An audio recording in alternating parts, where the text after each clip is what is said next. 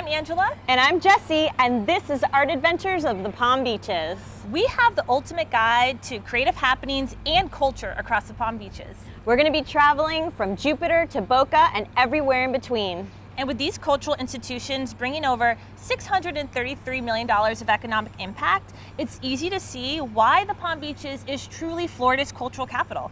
I'm ready to get this art adventure started. Are you? Of course I am. Let's go.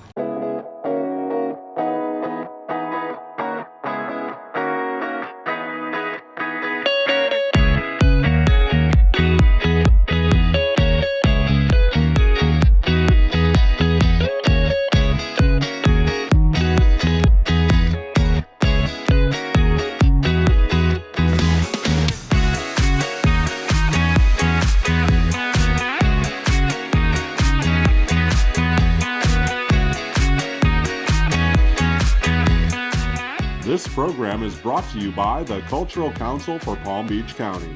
Visit palmbeachculture.com. And by Discover the Palm Beaches. Visit thepalmbeaches.tv for more information.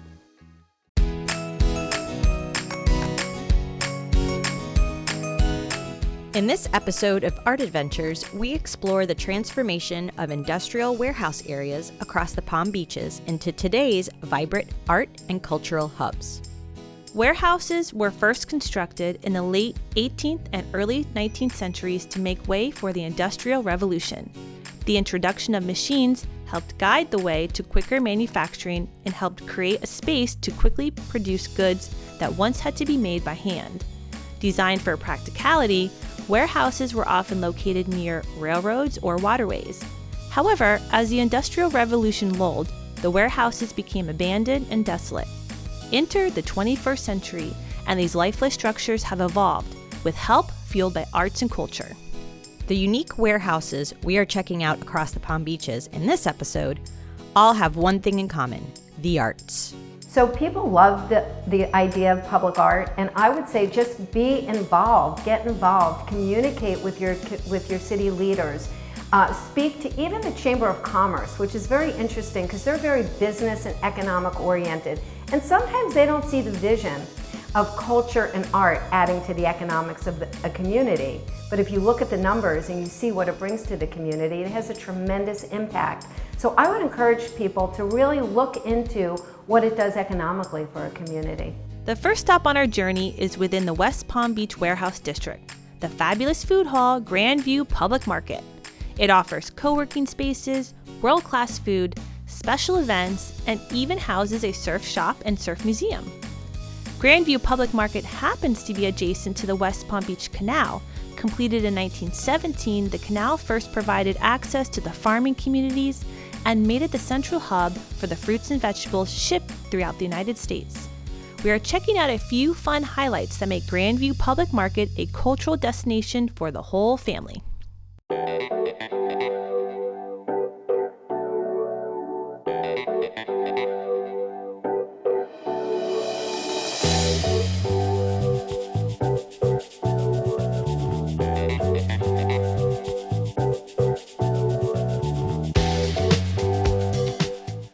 So Kristen, I want to start out by talking to you about really the revitalization of areas such as this here in West Palm Beach. And with Grandview, we've really repurposed this warehouse district into a culinary haven. Can you speak about why you chose to take that on and really turn this warehouse district into so much more?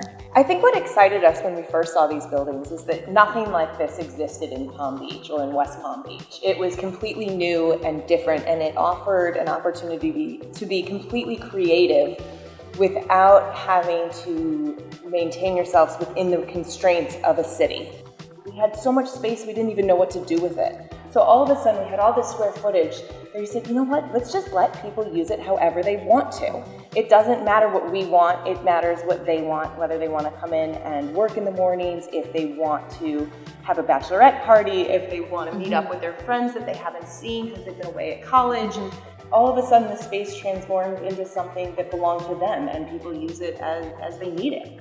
What are the different variations of food that people can experience, and also how do you select the people that come in here? So when we first dreamed up this idea, we had a few vendors that we knew we really wanted to approach, and then we had a few people we had never heard of before, and then we had a few open spaces. So in some cases, we were tasting food out of the back of trucks and just saying, you know what, this is phenomenal, and it's their first brick and mortar location. And in other instances, people came to us and said, you know, we have a concept that we'd really love to open in the space, you know. We have a couple other locations, but we're small, we're family owned, and we'd like to be a part of it. And, you know, once you kind of taste the food and you see the proof is in the pudding, you go for it and you give people a chance. So one of the things that we do that's very unique is a ton of programming, whether it's yoga, live music, bingo, trivia night, children's music. There's just so many different things that are happening here so that on any given day, you're not just coming to have a meal, but you're going to have some sort of experience while you're here.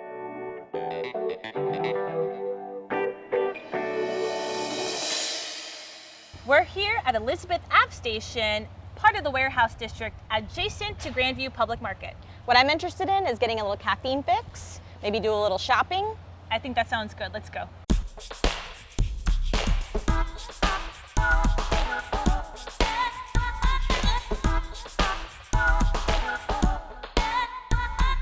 So we are here at Elizabeth Ave in the West Palm Beach warehouse districts, and I am with Brittany, who is the owner of Bohemian Groove.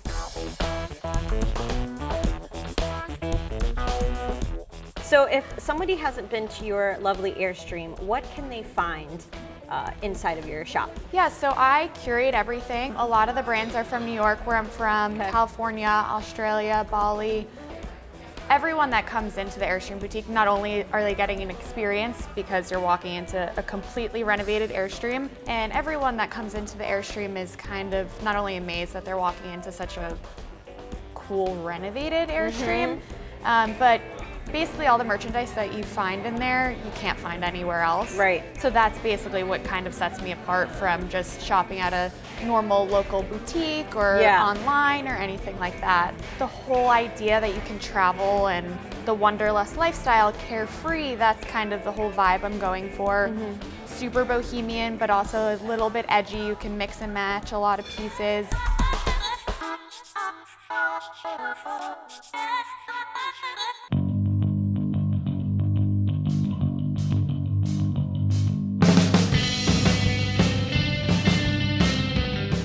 So conveniently connected to Grandview Market is the space we're in now, Gypsy Life Surf Shop. It's very eclectic. We have a VW bus. We have lots of different things going on. Can you tell me a little bit more about this space specifically? Of course. So we're very lifestyle driven. We're all about our community. The locals are awesome. We love our tourists. We do a lot of fun events, ukulele lessons. We have a braid bar. You can get your hair done. We do a jam session at the end of the month, and then we do a coffee corner. So just bringing everyone together to enjoy the space and all the activities here.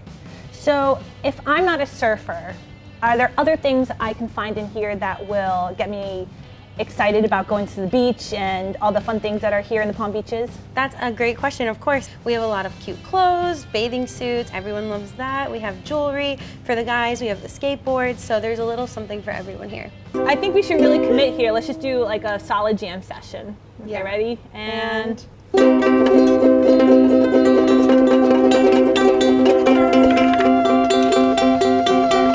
thanks to Gypsy Life Surf Shop, we had a lot of fun here. We hope you guys enjoyed West Palm Beach at Grandview Market. Art Adventures of the Palm Beaches is on its way to its next stop. Let's go!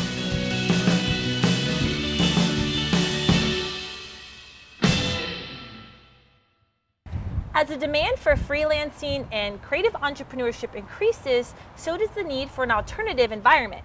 Which brings us to Boca Raton and the Flamingo House, a creative co-working space.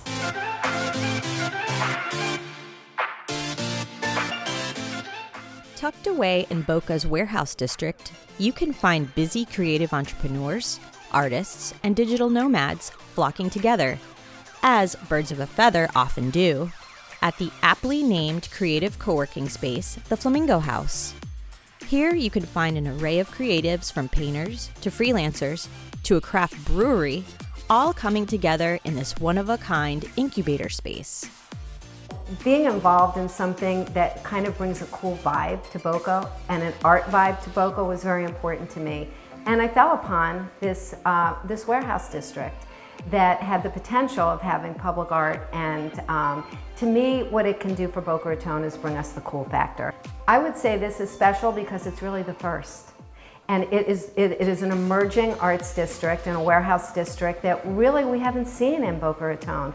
So I think it's the beginning of a new sort of opportunity, and gives people a sense of, it's a leader in the community, really. So I think that's what's very special about this warehouse district.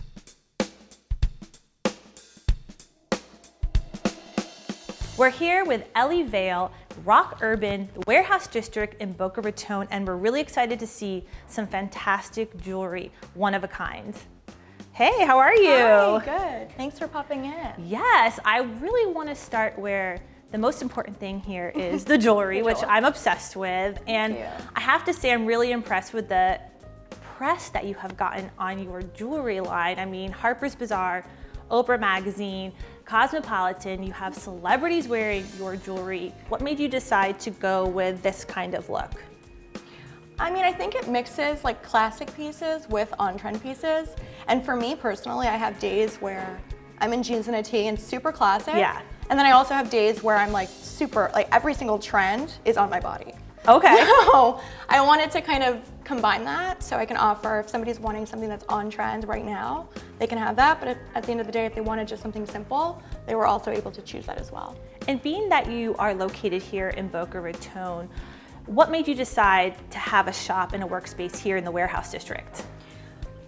Well, finding office space here is hard. I really like the concept of being able to come into my own space and leave. This is perfect. And you know, I feel like we have our own kind of privacy, and I'm also around a bunch of other creative people. So it makes sense to be in like a nice community of people doing the same thing.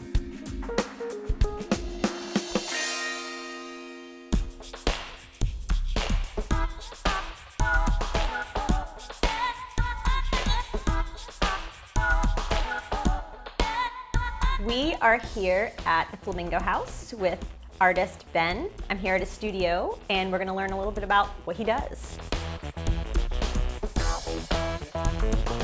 So right now I'm working on what I just call heavily textured art. I've been working a lot with texture obviously lately, and I just like had an idea of doing something for some odd reason to kind of resemble like Nintendo games. Something simple, basic.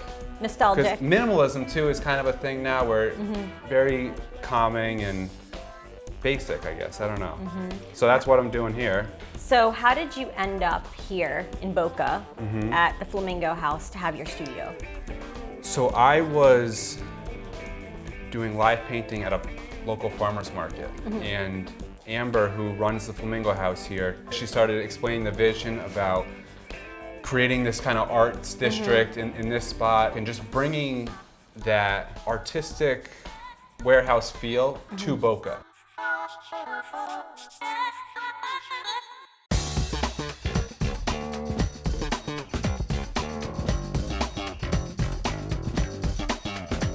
We wanted the Flamingo House to be in a warehouse industrial chic area. We found Rock Urban, jumped in our car, came here and was like, this is where we want to be, this is the vision. We want to have art walks and have community events, and we want to have other creatives gravitate to this industrial warehouse district. And we want murals, we want to just have this very creative community. The Flamingo House is a co-working space where we invite creative entrepreneurs to work under one roof. With that comes just a big sense of collaboration and helping each other's businesses thrive. So what's interesting is that we're kind of a hidden gem off the beaten path. And here we have from a jeweler to a creative furniture place with mid-century furniture and artists and co-working space and brewery next door. It really is at Rock Urban and the Flamingo House a really cool creative community that's going on here. And it's something that's different. It's in Boca Raton and it's edgy in the Pink City. People don't get that this is happening in Boca Raton. I would really love to know more about how Bay 38 really got started and how you established a vintage home decor here in Boca Raton. Well, I've always been a lover of vintage shopping since I was a teenager. And when I moved here, I became very frustrated with things that were being thrown out. People here are a little more transient, and sometimes they would throw away good furniture because maybe a new tenant was moving into an apartment. So I started picking things up and refurbishing them, got more into upholstery and lacquer, and then eventually had to get more space, so I started a warehouse, and the number on top was Bay 38.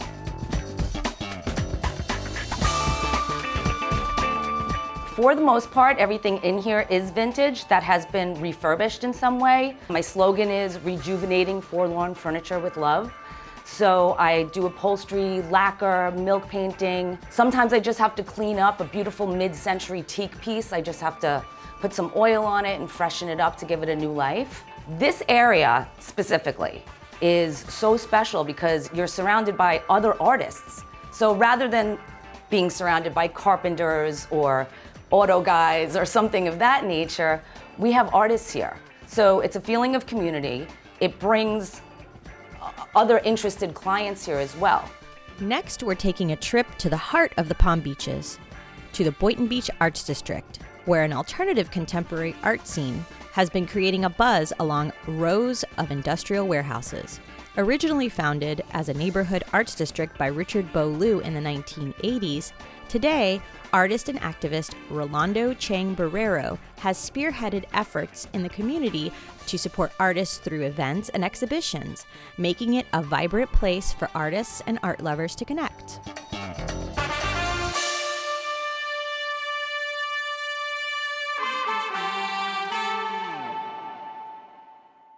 We're in the heart of the Palm Beaches at the Boynton Beach Arts District. We're gonna go visit with Jonathan of Palm Beach Tie-Dye. Let's go.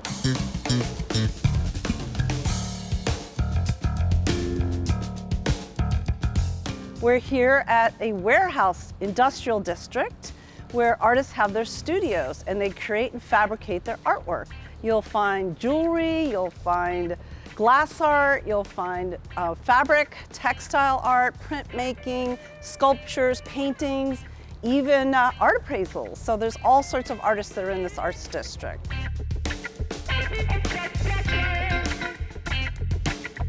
We are here at the Boynton Beach Arts District with Jonathan of Palm Beach Tie-Dye, and we have stopped in to find out what makes this so unique. We need to know what is so special about your tie-dye, because it's not like any other tie-dye that's usually produced. Well, thank you. That's really sweet. It's produced in the same manner, but what I've tried to do is put an upscale Palm Beach twist on what people's conventional impression is of tie-dye and hippies and Grateful Dead parking lots. I want to make fashion that people feel comfortable wearing, that's unique. You know that you're not going to run into somebody in the restaurant that's wearing the exact same shirt that you are. That's a great point. Because everything that I make is one of a kind. This is a tie-dye that we had made. It's similar to one that you can see on the wall behind us, but it's a dream catcher, and when it's all open, it looks pretty Wow. Neat. Now, how many times does it take you to practice to get a final product like that? I guess a lot. Yeah, it took me a long time to be able to sort of fine-tune my skills to get the results that I wanted. Wow, so this is your first time seeing this? Yeah. And awesome. If we pull it tight, you can kind of see it's beautiful. The pattern that we have in there. And we got one in each corner as well, like little lotus blooms.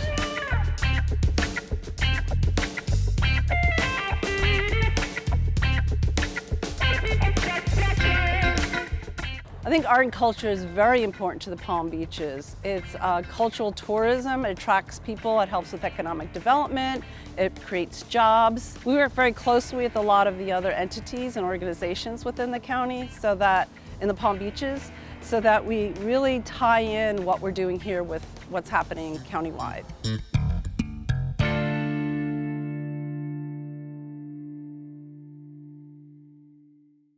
We're literally standing here in an artist alley. We're here at the Arts Warehouse in Delray Beach. Located in the Pineapple Grove Arts District, the Arts Warehouse is an incubator offering world-class artist residencies, education, talks, and community-based arts projects. The Arts Warehouse provides developmental programming and assistance to visual artists locally, nationally, and internationally, making the space an all-in-one cultural destination for both locals and tourists alike.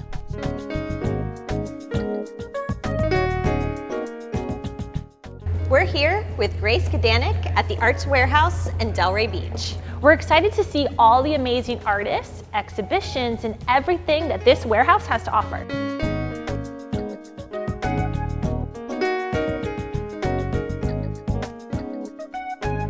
So Grace, what is it that you do in this beautiful space? So I am the Arts Warehouse Coordinator, which means I coordinate a lot of different things here. The exhibitions, I do a lot of the curating for those, the programs we offer, and also just being a point person for the artists and residents that we have in the studios. There's a cool history to the Arts Warehouse. It wasn't always destined to be this.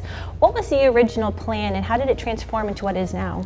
Yeah, so it was a warehouse, and the Community Redevelopment Agency in Delray Beach decided to purchase the space because it had been sitting empty in 2013 with the idea of an arts incubator, art space, community space in mind. And it came to fruition and we opened in 2017. So on the first floor as you come in, it's the main gallery space here. We have everything from installations, 2D work. We also have a large warehouse room in the back. We have indoor markets, workshops. We also have artist studios on the first floor and then also on the second floor. Everything from filmmakers, we have a fashion designer, making textiles, mixed media artists, photographers, painters. We are with Cheryl Mader, who is an internationally renowned artist. Can you tell us a little bit about what you do and where we are right now? Absolutely. I'm a fine art photographer and video installation artist, and my work is about the innate connection in the self, to each other, and to all life forms on this planet. And this is my series, which is called Submerge. It's about the effects of climate change.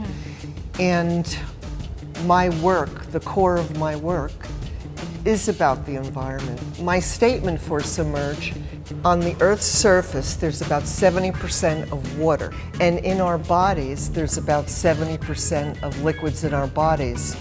And so we are very connected with water. And so the Submerge series is about that. And also it's about the philosophical, that we're always making, I feel in transformation, we're always making the leap into the depths of the waters of our soul. My work has an otherworldliness about it, and so it connects to me. I hopefully connect my work with other dimensions. So it's not only about this planet, it's about the infinite. I'm a lover of color. I love studying how each color has something to say. I am Renee Phillips. I'm a color alchemist.